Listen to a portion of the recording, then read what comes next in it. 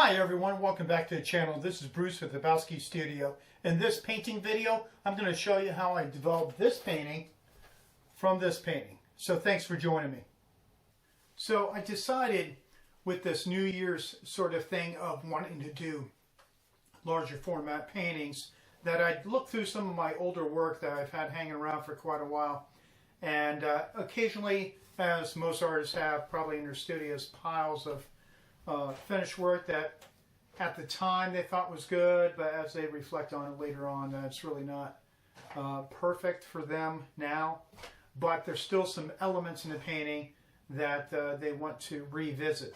And that's kind of what happened to me with kind of like I mentioned, wanting to do larger format paintings this year. I thought I'd look through my work and find something that I can enlarge on a larger scale. This painting here has been in my studio since 2003. And I actually have logged it into a book. It's number 313. I think I'm on, I want to say 875 in my logbook, which I've done a video on in some past on my channel in the past, so you can check that out. I'll try to remember the title and put a link in the description. But there's just a few things. I thought like the pink sky, in the end I wasn't really into looking back, but the composition of the barns I really loved. So I held on to it and thought I'd enlarge it into the painting that you saw in the little intro, which is 18 by 24 inches. And I've changed up a few things. I'm going to kind of create a new version of it. I'm not going to try to copy it obviously verbatim, except for the composition of the barns. And I think it's going to be a pretty interesting sort of idea. And so far I'm kind of liking the block-in stage, which is what this painting is. It's not meant to be sort of the whole process of the painting.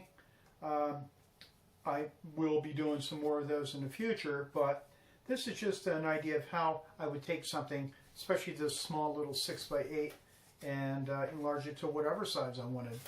So we're going to get started on the video. So let's start with my source material. Like I mentioned, it was an old 6x8 painting that I had laying around the studio for quite a period of time.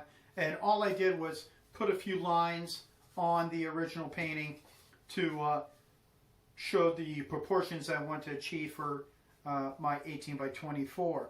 If you did not want to mark up the lines on the painting itself, in case you want to save it for whatever reason, you could also take some acetate, some clear acetate or like transparency film, and put that over and mark up your grid or lines, whatever you choose to divide up your composition. As you can see, I just put a few lines. Let the camera focus in there a little bit. Not much was needed to achieve the composition because the barns are pretty simple. And I think it's a very useful way to kind of make use of work that's just laying around the studio. And for, like I mentioned before, wanting to do larger format paintings. And also what's important is this 6x8, mathematically, I just calculated, oh, I want to do a bigger painting, and I just started to times the side by the height to equal a size that I had in my studio, which in this case is 18 by 24. So 6 times 3, and then 8 times 3. That's how I arrive at the 18 by 24. So we're going to get started with the painting. Now the palette I'll be using from left-hand side is Yellow Ochre, Burnt Sienna, Ivory Black, Titanium White, Ultramarine Blue, Cad Yellow Pale, and Cad Red Light. Okay, here we go, starting the painting. Now, as you can see coming up here, what I did with this grid is very simple. I mean, if you were going to do a more complicated scene with any kind of multiple building architecture, I would use more of a traditional sort of grid pattern with squares or rectangles or whatever required for the information I want to capture. This particular scene, like I mentioned, is pretty simple, so you had to use diagonal lines and then center lines. and that worked out perfect for getting the composition in and mapping it out. And, excuse me. And of course the palette that I'm using is the one I used in the last video, and I think I'm going to stick with that for a while and see how far it'll take me. I usually sometimes it can be dangerous, but also invigorating when you try different palettes, but going from painting to painting and using a different palette every time, I'm trying to avoid that to some extent for in 2022. I didn't do it like super often, but it was enough that, hey, you know what, I'm just going to stick with one palette for a while. And I'm just comparing lines, just like any time when you're, I might be looking, and I've done the brush technique before where you just hold the brush at an angle compared to the scene and copy that onto your surface that you're painting on. But I've done this for a while now, and I can just kind of visually see what line angles those are, so that's been kind of convenient. And first thing I'd like to do is kind of get some darks in there to set off some shapes to identify, of course, the buildings and the composition. And as usual, for now, I'm not looking to put thick color on there right now. I'm scrubbing on some base values. And with the trees, I'm kind of being somewhat careful. They're not going to be exact to the older painting. I just want to make them more interesting. And as I cut in the sky color later, you'll see me shape up some of those broader patterns of shapes. And the angles of a roof line can be very important. You've got to be careful of how you're, with the peak, when it's in a sort of a 3/4 view. In essence, it's just really about keeping the shapes accurate as best you can. And now I'm just kind of mapping out, of course, the value side of the barns. I want to, as fast as possible, get that pop of contrast on the painting. For me, that gives me quite a bit of a oomph, so to speak, to really get involved in the painting. I don't systematically go from left to right or right to left, and it just really helps me personally kind of do my thing that I like to do. And with the buildings, with landscapes, straight landscapes, I do them.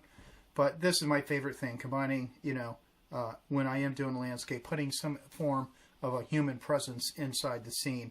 I just like that connection. I think it's interesting, and it helps kind of give the viewer some kind of little story. Now what I'm kind of working on is getting those snow patterns in there, and I'm going to change them up a tad. Nothing too extravagant, and as the painting later on in the next session becomes a little more resolved, I'll think about the shapes, and if I want to change them up a bit and have a little more interest, I'll deal with that at a later time. My favorite things of wintertime, it's definitely not the cold weather, because we had, what was it, -11 the other day here in Maine, and that was freezing cold. But one thing I love about winter is when you see snow on the roofs of buildings and such, and how it creates a nice graphic pattern. And it can be really, some scenes you go by, say like some barn kind of homesteads that I've gone by, and there's junk all in the yard in summer. It doesn't look that appealing. But you get some snow on that, and it really starts to identify some major shapes and patterns, and it's really fascinating. And sometimes I'll just take a drive in winter just looking for spots like that, because it can be very intriguing. And if you have at least a little bit of warm weather for a couple days, it can really kind of, that pattern's only there for a moment. It's almost like a great sunrise or sunset. You want to capture that right away, because in a few minutes it's gone. Not literally with the snow on buildings, but you get the idea. Now I'm starting to work on the tree, and you want to be careful. Like, I'll find some reference photos later on, but I'm generically making some kind of nice hardwood tree shape for the background there. You want to be careful to have it look like a particular species somewhat. So I am going to, in the future, on the sessions of this painting, work on that. Now you can see here's the colors all ready to go. I'm going to start applying some base tones of color over my sketch and get that rolling. And I like to, when I paint, when I'm kind of in this beginning stage, if I'm using a color in one area, I want to see where that's going to be useful in another area while I have that mixed up. And I especially use that in the barns to layer color, you'll see later on, of different tones. So it's not just all that tone is in one spot of the painting. You want to move it around, have it connected, and make it a little more interesting that way, I feel.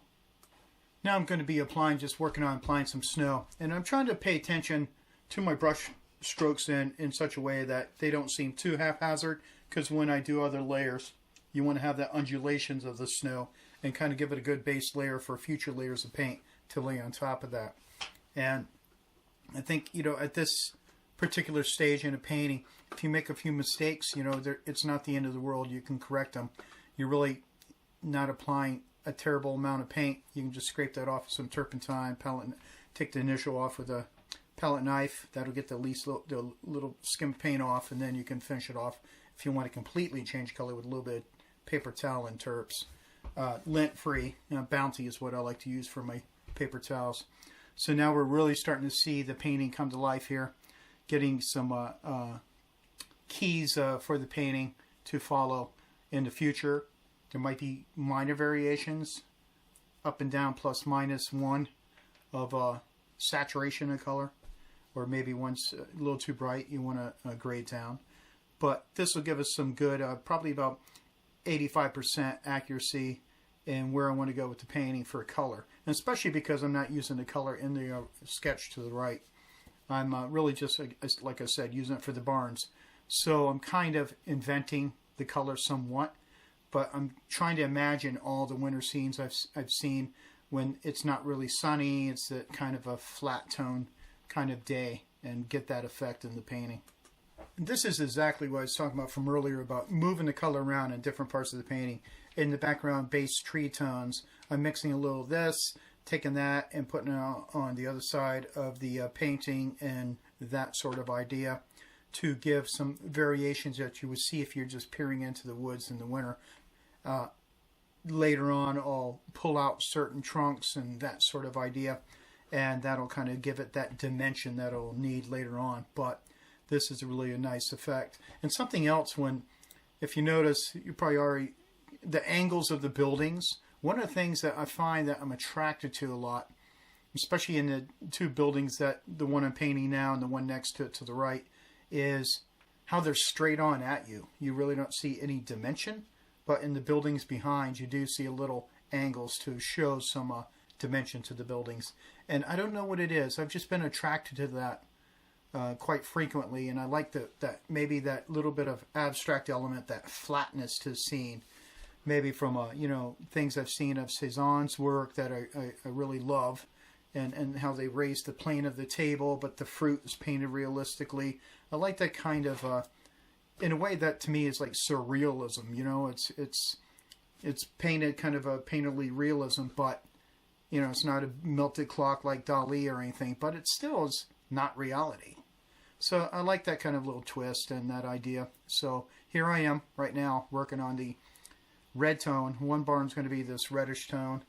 And red for me has always been a little difficult. I'm just not a fan of red in any shape, but I think, I want to expand my horizons this year, so I thought it'd be a good start with working on making one of those barns red and really try to give it that richness that these old barns I see around Maine have.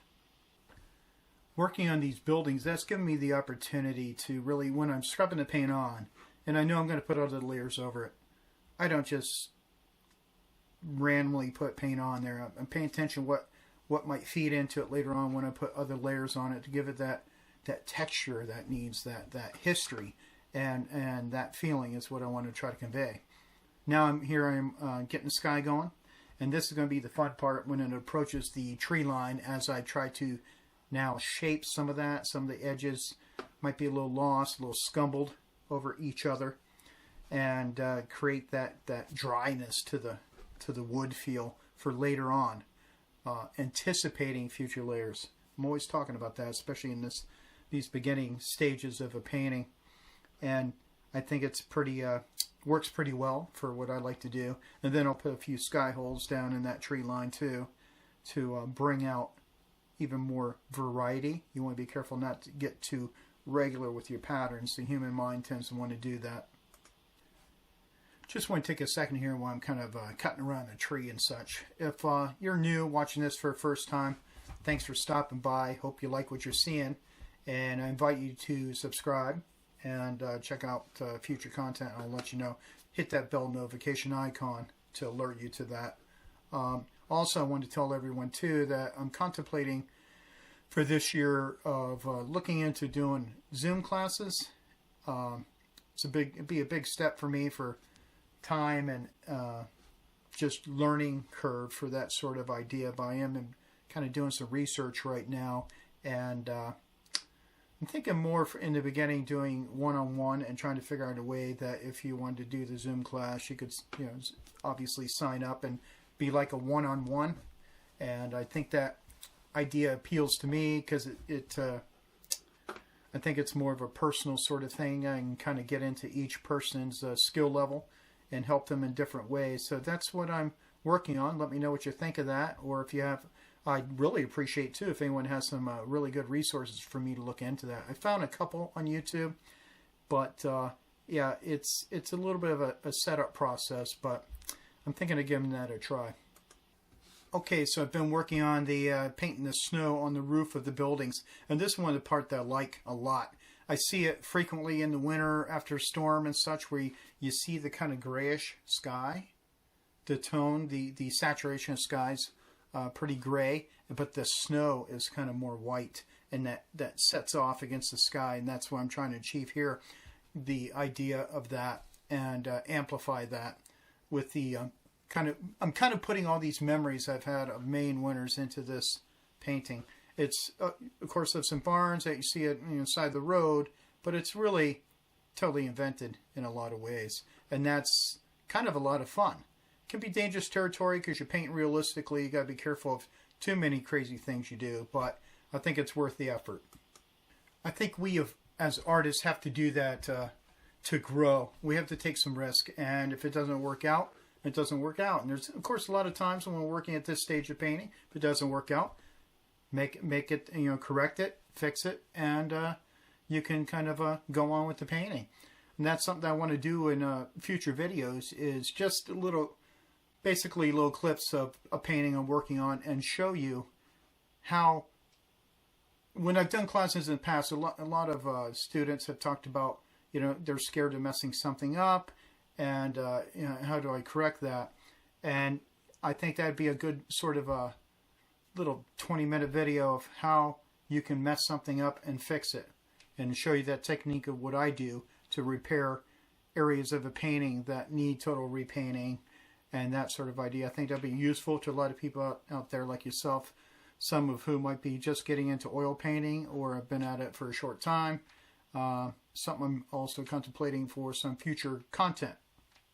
Let me know if you have any other ideas you'd like to see me cover in future videos. I'll try to get that together for you.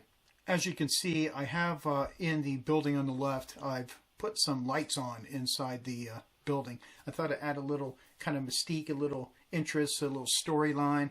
And later on, I'll be putting, of course, the mullions in the window at a later time, so to add obviously more interest there too. And I really think it's come along pretty good. Tweak a few things here and there, of course, and I like how that fence line on the left there really kind of, if I didn't put that in there, I think it would have been a little too much space in there for me. And I like how it adds a little bit more of a linear element to the scene. Okay, we're going to be tying up this little time lapse here in a few seconds, but I wanted to thank everyone for joining me. If you have any questions about what was going on in the painting, just drop me a line. Again, if you're new watching, thanks again, and I invite you to subscribe.